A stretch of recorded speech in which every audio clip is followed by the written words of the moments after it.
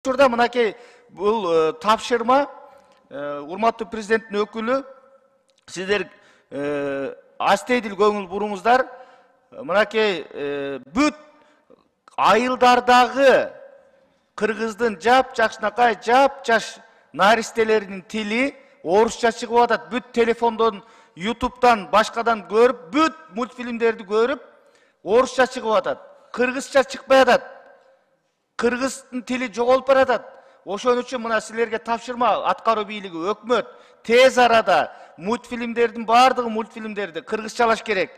Кыргызча оюндарды, керек болсо орусча, англисче, башка тилдеги бардык ошол телефондон көрө турган жаштар, балдар көрө турганын бардыгын өчүрүп кыргызча кылышыбыз керек. Ошонун баарын блоктош керек. Эмесе кыргыз тили жоголот, урматтуу депутаттар.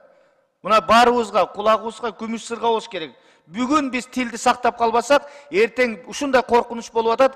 5-10 жылдан кийин таптакыр кыргыз тилин жоготуп алабыз. Мына атыбызды жоготуп баратабыз. Аттарыбыз арабча болуп кетти, орусча болуп кетти, башка тилде болуп кетти, урматтуу депутаттар. Бул абдан көңүл бере турган нерсе.